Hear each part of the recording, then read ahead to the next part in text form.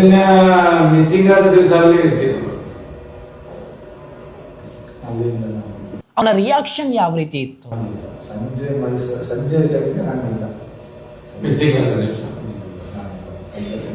ರಾತ್ರಿ ಹುಡುಕುವಾಗ ಚಿನ್ನಯ್ಯ ಪ್ರತಿಯೊಂದನ್ನು ಎಳೆಯಾಗಿ ಬಿಚ್ಚುತ್ತಾ ಇದ್ದೆ, ನಾನು ಅದನ್ನ ಮಾಡಿದೆ, ನಾನು ಇದನ್ನ ಮಾಡಿದ್ದೆ ಅಂತೇಳಿ. ಬಟ್ ಸೌಜನ್ಯ ವಿಚಾರಕ್ಕೆ ಬರಬೇಕಾದ್ರೆ 2014 ಚಿನ್ನಯ್ಯ ಧರ್ಮಸ್ಥಳದಿಂದ ಕೆಲಸವನ್ನು ಬಿಟ್ಟು ಹೋಗ್ತಾನೆ. ನಂತರದಲ್ಲಿ 2023ರಲ್ಲಿ ವಿಠಲ್ ಗೌಡ್ರನ್ನು ಕಾಂಟ್ಯಾಕ್ಟ್ ಆಗ್ತಾನೆ ಅಂತ ಹೇಳಿದ್ರೆ ಯಾವ ಕಾರಣಕ್ಕಾಗಿ? ಸಂತೋಷ್ ರಾವ್ ನಿರಪರಾಧಿ ಅಂತ ಹೇಳಿ ಬಂದ ನಂತರ, ಸೌಜನ್ಯಲ ಜಡ್ಜ್ಮೆಂಟ್ ಬಂದ ನಂತರ ಹೋರಾಟ ತೀವ್ರ ಗತಿಯಲ್ಲಿ ಸಾಗ್ತಾ ಇರಬೇಕಾದ್ರೆ ಚಿನ್ನಯ್ಯ ವಿಠಲ್ ಗೌಡ್ರಿಗೆ ಕಾಲ್ ಮಾಡಿರುವಂತ ವಿಚಾರ. ಬರೋಬ್ಬರಿ 9 ವರ್ಷಗಳ ನಂತರ, 9 ವರ್ಷದಲ್ಲಿ ವಿಠಲ್ ಗೌಡ್ರ ನೆನಪೇ ಆಗಿಲ್ಲ ಚಿನ್ನಯ್ಯನಿಗೆ. 9 ವರ್ಷದ ನಂತರ ವಿಠಲ್ ಗೌಡ್ರ ನೆನಪಾಗಲು ಕಾರಣವೇನು? ಮಹೇಶ್ ಶೆಟ್ಟಿಯ ತಿಮರೋಡಿಗೆ ಮನೆಗೆ ಕರ್ಕೊಂಡು ಬಂದು ಎಳೆಯಾಗಿ ಬಿಚ್ಚಿರ್ತಾನೆ ಎಲ್ಲ ವಿಚಾರವನ್ನು. ಏನೆಲ್ಲ ಮಾಡಿದ್ದಾನೆ, ಯಾವ ರೀತಿ ಹೂತಾಕಿದ್ದಾನೆ, ಏನೆಲ್ಲ ಧರ್ಮಸ್ಥಳದಲ್ಲಿ ಅನಾಚಾರ ನಡೆದಿದೆ, ಎಲ್ಲವನ್ನು ಕೂಡ ಎಳೆಯಾಗಿ ಬಿಚ್ಚಿಡ್ತಾನೆ.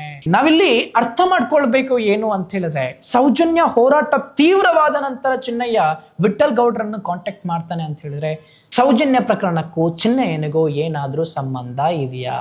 What is the inside story of this ಗೊತ್ತಾಗ್ಬೇಕಲ್ವಾ? ಅದು ಕೂಡ SIT ತನಿಖೆ ಮಾಡುತ್ತೆ ಅನ್ನುವಂತಹ ಭರವಸೆ ಕೂಡ ಇದೆ. ನಂತರ ಅವನೇ ಹೇಳಿದ ಪ್ರಕಾರ ಅದರಲ್ಲಿ ನೀನು ಸಾಕ್ಷಿಯನ್ನು ಹೇಳಬೇಕು, ನಿನಗೆ ಎಣಿಸಲಾಗದಷ್ಟು ದುಡ್ಡನ್ನು ಕೊಡ್ತೀವಿ ಅನ್ನುವಂಥ ವಿಚಾರದಲ್ಲೂ ಕೂಡ ಹೇಳಿದ್ರಂತೆ. ಸೌಜನ್ಯ, ಚಿನ್ನಯ್ಯ, ರವಿ ಪೂಜಾರಿ ಇದಕ್ಕೆಲ್ಲ ಏನು ಕನೆಕ್ಷನ್? ಎಷ್ಟೇ ಪ್ರಭಾವವನ್ನು ಬೆಳೆಸಿದ್ರು ಕೂಡ ಏನೂ ಮಾಡೋಕ್ಕಾಗೋದಿಲ್ಲ ಅನ್ನೋದಕ್ಕೆ ಇದು ಬೆಸ್ಟ್ ಎಕ್ಸಾಂಪಲ್. ದೇವರ ನಾಡಿನಲ್ಲಿ ಚಿನ್ನಯ್ಯ ಮತ್ತೊಂದು ಹೇಳಿಕೆಯನ್ನು ಕೂಡ 183 ಸ್ಟೇಟ್ಮೆಂಟ್ನ ಅಡಿಯಲ್ಲಿ ಕೊಟ್ಟಿದ್ದಾನೆ. ಅದರ ತನಿಖೆ ಕೂಡ ಆಗ್ತಾ ಇದೆ ಅಂತ ಹೇಳಿದ್ರೆ ಖಂಡಿತ ಹೇಳ್ತೀನಿ, ಸತ್ಯ ಹೊರಗಡೆ ಬಂದೇ ಬರುತ್ತೆ. ಪ್ರಭಾವಿಗಳನ್ನು ಬಚಾವ್ ಮಾಡೋಕೆ ಹೋಗಿ ಈಗ ಪಾಪದವರು ಸಿಕ್ಕಿ ಹಾಕಿಕೊಳ್ತಾ ಇದ್ದಾರೆ. ಮಹಾಬಾಲ್ ಶೆಟ್ರು ಏನೇನೋ ಸ್ಟೇಟ್ಮೆಂಟ್ ಕೊಡ್ತಾ ಇದ್ದಾರೆ, ಏನ್ ಮಾತಾಡ್ತಾ ಇದ್ದಾರೆ.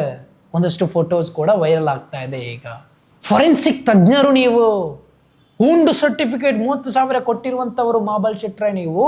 ಮೆಡಿಕಲ್ ಟೆಸ್ಟ್ಗೆ ಅಂತೇಳಿ ಪೊಲೀಸರು ನಿಮ್ಮ ಹತ್ರ ಕರ್ಕೊಂಡು ಬಂದ್ರೆ ಕೆನ್ ಯು ಲಿಫ್ಟ್ ಮೀ ಅಂತ ಹೇಳಿ ಕೇಳ್ತೀರಾ ಅಂತ ಹೇಳಿದ್ರೆ, ಏನು ಅವನು ಪವರ್ ಲಿಫ್ಟಿಂಗ್ ಟೆಸ್ಟಿಗೆ ಬಂದಿರುವಂಥದ್ದ ಅಥವಾ ಮೆಡಿಕಲ್ ಟೆಸ್ಟಿಗೆ ಬಂದಿರುವಂಥದ್ದ?